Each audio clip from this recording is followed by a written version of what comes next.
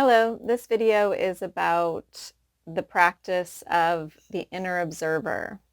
So every one of us has an automatic response when we're triggered. It's part of what makes us human, and we all struggle with it every day. So when something happens and you're triggered, so you're either angry or sad or upset about something that's happened, how do you respond to that? Are you paying attention to yourself every day? Do you have a practice that allows for that inner observer to watch yourself and observe what's happening, process it after things have happened, and really become accountable for how you behave? This is a discussion between Giovanna and I and the feelings and thoughts around our inner observers. It's just interesting to watch my own behavior almost from like an outsider's perspective and be like, wow, like I don't have hundreds of dollars to be playing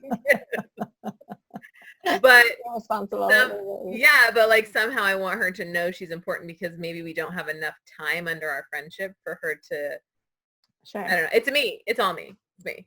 100%. I think that idea of the inner observer, that observation, that's something that I'm going to be working with people a lot on. Yeah. So having that built in, regardless of what our issues are, having that kind of internal dialogue built in is a good practice. I think it makes you a better friend. I think it makes you a better mom. I know you've hung out with other fuchsias and have said to me, oh my gosh, no wonder. Now I know why people like to hang out with me. That was so fun. And I was like, thank you. So when you see, and I feel the same way about a green, like I'll see other greens and I'm like, oh my, they're so supportive. And it's hard for me to let that support in. When I was younger, it's easier for me now to like let that green support me. And I'm like, this is really nice. I know. No wonder people like having me around. I'm so helpful. So fun. So helpful. And then it gets pushy, right? Then it gets to be this like pushy helpfulness. And I'm like, okay. Yeah, same. So like I meet a your own self. And all of a sudden we're like competing about who's more fun, or like she's like obnoxious and loud and I'm like, you're immature. You know? Right.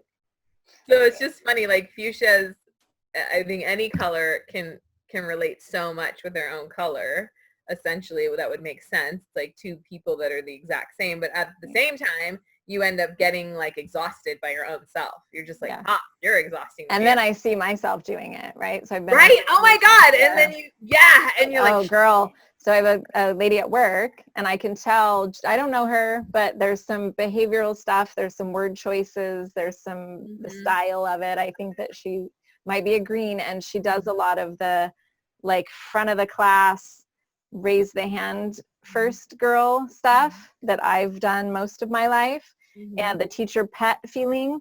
And we'll be in meetings and it's like, answer, answer, answer, answer. And I can tell because I want to answer. Right.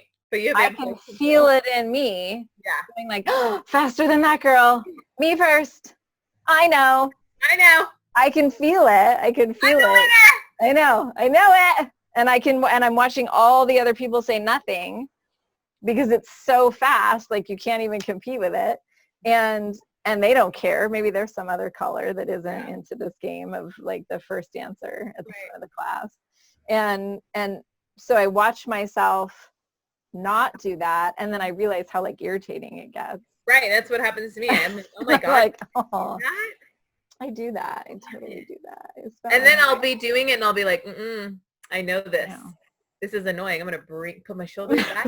That's why I said, let's take it Bring it down. I'm going to write the answer down on the paper. And then go, I knew it before you did. It was on the paper. I knew the paper. And then I just know that I knew the answer. And I don't have to be annoying. Exactly. And then when I do, and then I realize, okay, now when I do have some insight, now when I do have some clarity on something, it's taken and received well because I haven't like overused that like excitement to be liked and pleasing. And so then there's more respect for what I say because I wasn't participating in my like auto responses. Like, okay, calm it down. So much more value when it's like the person in the corner who doesn't speak and then all of a sudden they speak and you're like, what? Right. What did he say? Why did he say? What did he? I It know. must have been so I like that important. the chartreuses in my life whisper those things, and I'm Yes. like, what just happened? What did she say? That was brilliant. Yeah. If I had that thought, I would have been yelling it at the front of the class. I What are you doing? Why aren't you talking more? I'm on to you. Yeah, Say exactly. more stuff. Yeah. Every time I want to say something, I'm just going to turn around and look at you and make you say whatever you're thinking, because I Same know with there's some good stuff in there. Yeah. So it's I think that process of watching ourselves is a really big deal.